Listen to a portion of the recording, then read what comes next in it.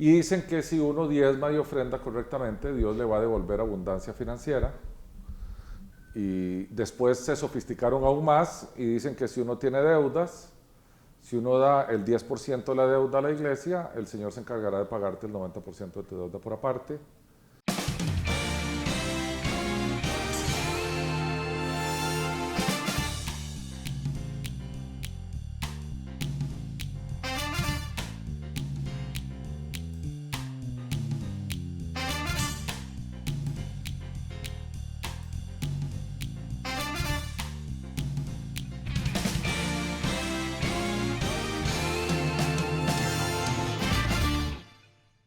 ¿Cómo has estado, pa? Hola hijo, ¿cómo estás? ¿Bien y vos? Bien, bien, por dicha. Hoy tenemos un tema también interesante para que hablemos un ratito y el tema es el Evangelio de Prosperidad. Entonces quería preguntarte más o menos quiénes son los exponentes de este tipo de evangelio, de dónde vino, qué es y si va de la mano con los principios bíblicos que nosotros conocemos. Entonces, ¿qué tal si empezamos por qué es? El Evangelio de la Prosperidad es una corriente teológica, tal vez de mediados del siglo pasado en adelante, que tomó mucha fuerza en Estados Unidos, pero después aquí, y las mega iglesias crecieron con eso. Lo que postula es que un creyente debería tener prosperidad financiera. Y por otra parte, un creyente no debería tener enfermedades. Entonces debería ser próspero también desde la perspectiva de salud. Y lo que hace es tomar textos, sobre todo del Antiguo Testamento, pero algunos del Nuevo Testamento, y dicen que si uno diezma y ofrenda correctamente, Dios le va a devolver abundancia financiera. Y después se sofisticaron aún más y dicen que si uno tiene deudas, si uno da el 10% de la deuda a la iglesia, el Señor se encargará de pagarte el 90% de tu deuda por aparte. Y entran en un tema de siembre aquí, porque al dinero le llaman siembra, le llaman semilla, y entonces dice siembre aquí, y entonces la semilla aquí es semilla fértil en tierra fértil, y entonces le va a volver 10 por 1, 100 por 1, y empiezan a torcer las escrituras para recibir beneficios económicos. Iglesias de las más grandes del país crecieron sobre la base del Evangelio de la Prosperidad y se mantienen ahí. Y desde la perspectiva bíblica, neotestamentaria, esas iglesias y esos pastores no son más que los mercaderes del templo que el Señor echó a latigazos del templo, porque usaban las cosas santas para beneficiarse económicamente. Entonces la gente termina por vender sus casas y dar las casas a estos pastores o pseudo pastores, yo ni siquiera les llamaría pastores, o pseudo apóstoles, o pseudo evangelistas, o pseudo profetas. Todos son falsos maestros, falsos profetas, que toman la palabra de Dios para comerciar y enriquecerse y andar en carros lujosos, así sea que la gente vende sus casas o la gente compromete su dinero con el que va a pagar el recibo de luz y como le prometieron siempre aquí, el Señor se lo prospera. Van y lo que iban a pagar de luz lo dan en la iglesia y le cortan la luz y nunca llegó el Señor milagrosamente a conectar la luz de su casa. Eso va en función de los pseudo predicadores que se valen del dolor humano para llevar una esperanza falsa y tener ganancias económicas con eso. Eso es lo que hacen, eso es lo que manipulan. En una ocasión el canal A&E hizo un reportaje de Benny Hinn, extensísimo, donde investigó a Benny Hinn a fondo, los milagros de Benny Hinn, Solo para etc. interrumpirte, ¿quién es Benny Hinn?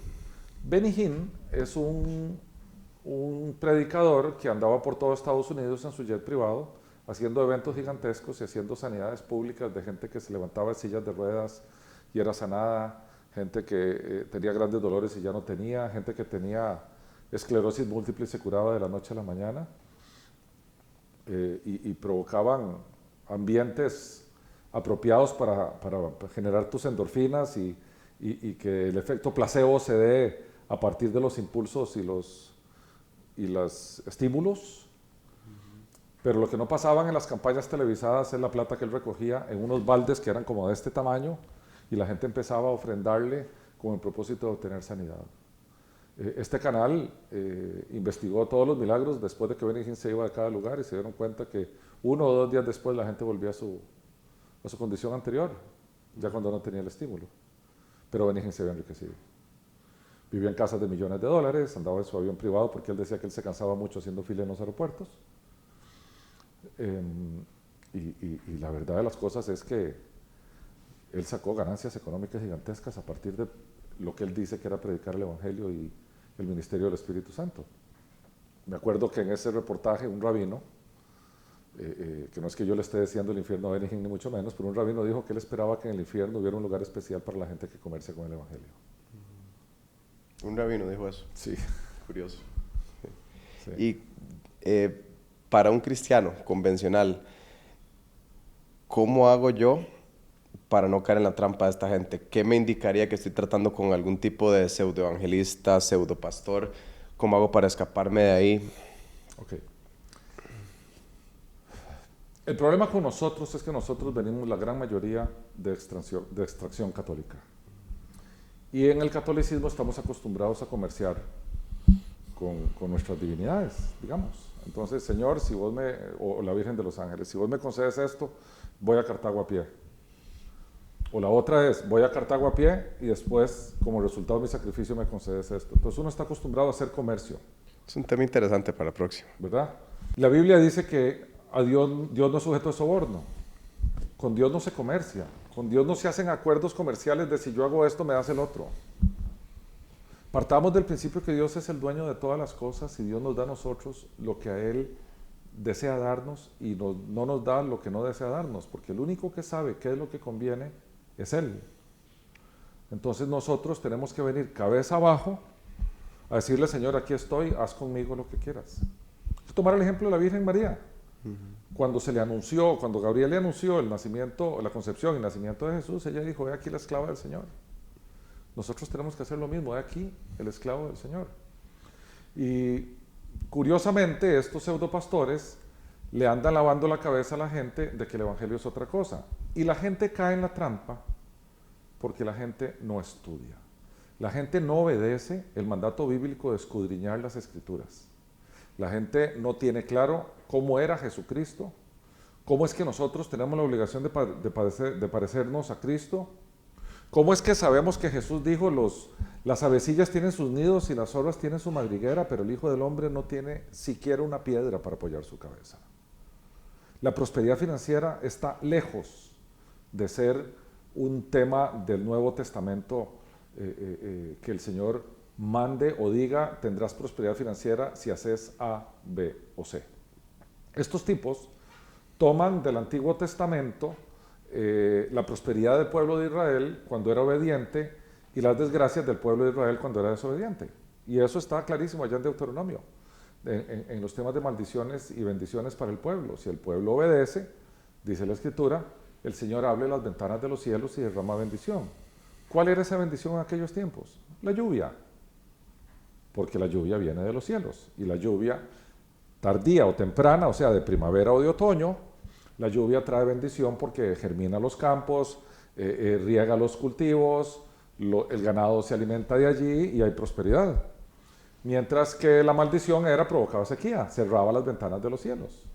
Entonces el pueblo de Israel, de forma corporativa, tenía que estar muy ligado al Señor en términos de obediencia para ser próspero. Bueno, esa idea la trasladan al Nuevo Testamento, donde nosotros los creyentes tenemos una conexión y relación personal con Dios y la aplican de igual manera, usando una teología herética, porque esas son herejías, son doctrinas falsas, y beneficiándose económicamente de ello. Listo, creo que podemos dejarlo ahí. Ok, hijo. Gracias por su atención. Esto fue Contracultura. Si desea ver más videos de Unánimes, haga clic 2 veces en la campanita de suscripción. Ayúdenos a comunicar la sana doctrina enviando este video a sus amigos. Es nuestro deseo llevar el mensaje de Jesús a la mayor cantidad de gente posible. Y estamos seguros que con su ayuda lo conseguiremos, porque somos llamados a ser diferentes.